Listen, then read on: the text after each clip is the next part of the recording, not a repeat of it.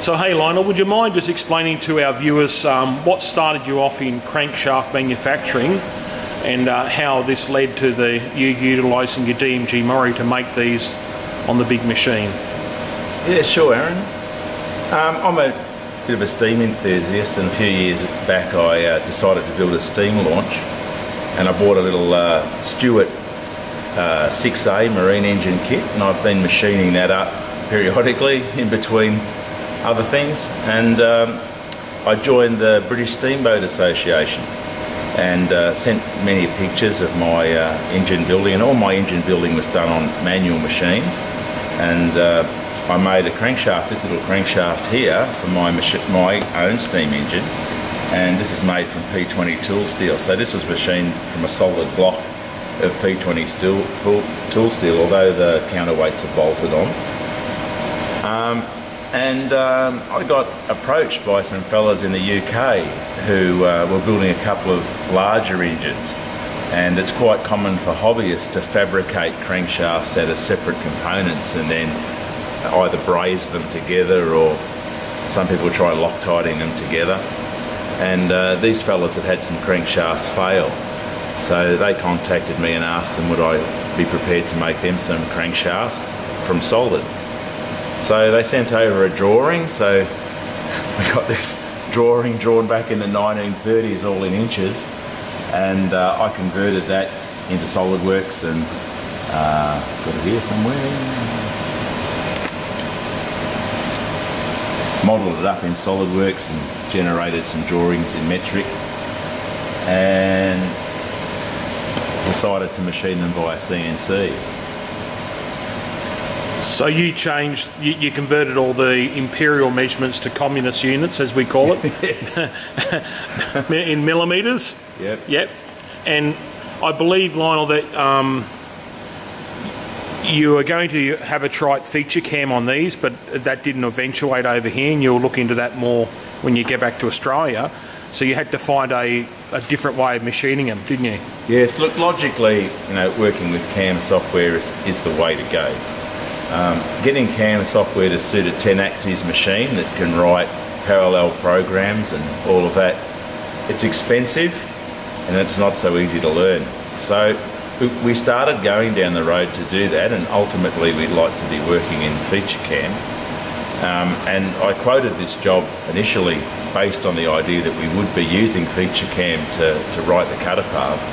But unfortunately, the local feature CAM people let us down, and they weren't able to get us up and running.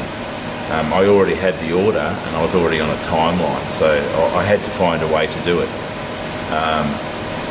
I can write in G code, but there was a lot of code to write, and I'd heard that you could use Excel and formulas in Excel to better generate the G code.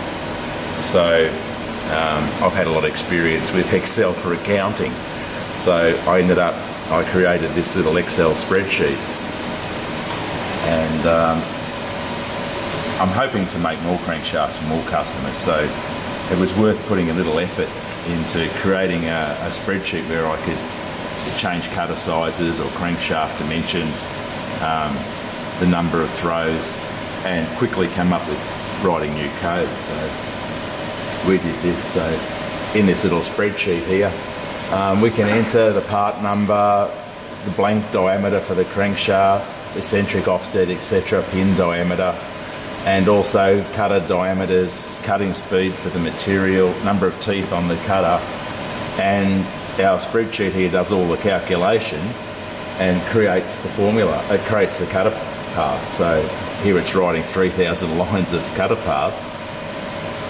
So that's 3,000 lines of code? Yeah, so it's 3,000 lines of code, including all the finishing and everything. And all we do is we create it in Excel, copy and paste it into Notebook to turn it into a text file and dump it straight in the machine. So the DMG Mori will read a text note file or from Notebook? Yeah, no problem. You just dump it straight into the machine. Yep. It reads it, no problem, converts it. And I can change, if I don't like it, I can rip it out and change any parameter and reload it. and I've got it sectioned off. So I've got a roughing section, a finishing section for various parts of the crankshaft, and it automatically puts in all the weight codes, so it's writing the code for both sides, both the parallel programs, and putting all the weight codes in all the correct places, and very, very quick. So now I can write a new program to cut any size crankshaft that will fit in my machine. I can write it in 5 minutes. Now I'll just zoom in on the crank, Lionel. Just explain to them, the Excel is only to produce the journal, isn't it? Yes, this particular one here, it's only for producing the eccentrics. Okay, yep. It automatically offsets the cutter, so when we're milling a journal, we can't have the cutter dead over the centre of the journal. It needs to be offset by about 1/3 of the diameter of the cutter. So by putting in the cutter diameter, my little spreadsheet here automatically sets an offset in Y, machines the pin to size, and then when the pin is machined to size, it then continues to cut the pin whilst moving the cutter back to centre over to Y0, if you like, over the centre of the spindle, and flattens out the journal. So you end up with the journal quite flat. All right. Well, let's have a look in SolidWorks how you generated. I'll just zoom in here quickly and just show them the counterweight section, how you actually got that to happen, mate. So I believe you did some sketches in SolidWorks off the end and exported them as a DXF file, I think you said. Yeah, so in the conversational programming in the Mori machines, you can create, let's twist that around so you can see it. You can draw sketches on the machine, but it's very, very slow and very, very cumbersome. It's much easier to create sketches for profiles and things in SolidWorks or in any CAD package and import the profiles as a DXF file. And for example here, I offset it for a number of cuts, and you can quickly import that into the machine and quickly create cutter paths that way. And then you worked out, I believe from the side, you were telling me? Yeah, so this is in the conversational program, this is programmed as an end milling process, so designed to machine on the face of a part that's in the spindle. And to cut these, it wasn't practical for me to do it that way.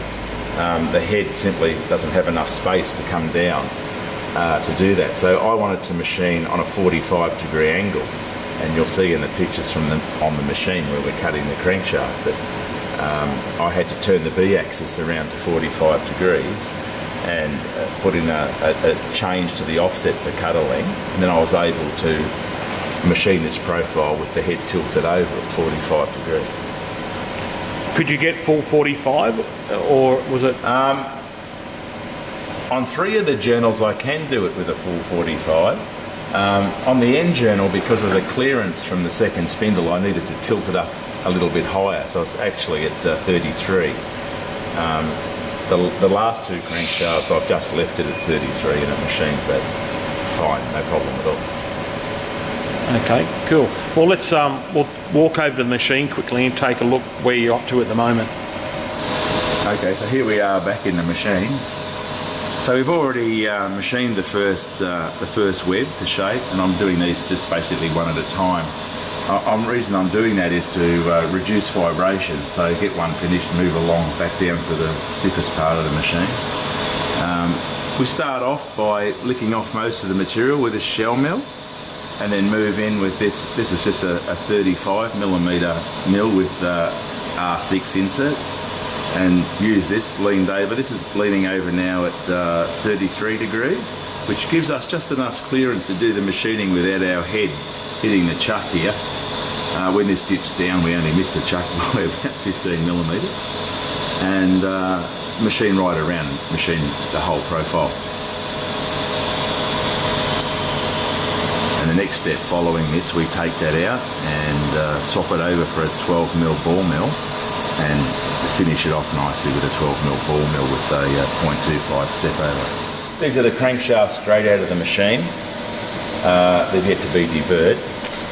The main journals, or the centre journal, the centre main journal, and the two crank journals are just milled finish. The whole crank will be sent out for grinding, and we'll send that to an engine grinder, and he will put it in his crankshaft grinding machine. He'll grind the whole thing. He'll grind all the main journals, the ends of the crankshaft, centre journal, and then he'll set his machine up and he'll grind these crank journals.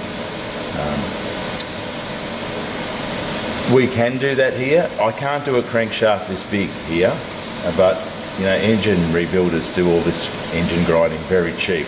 They can do it cheaper than I can do it myself, and probably do a better job. So I send it out to them to do it, and they'll turn it over in a day, no problem. And the keyways, Lionel, you do on the conversational, don't you? On the the keyways are done whilst I've got it in the machine, and it's clocked up on the C-axis from milling the main pins.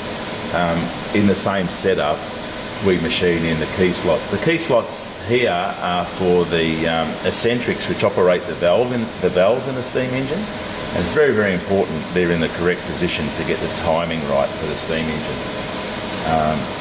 That's very, very quick. That's a 5-minute job to program that on the conversational programming. There's one around the back here as well that you can't see. Yes, there's two in there. There's one for exhaust, for the exhaust eccentric, and one for the inlet eccentric. On this end of the crankshaft, they're 45 degrees either side of C0, and on the other end they're 52 degrees. The timing for the two cylinders is a little bit different.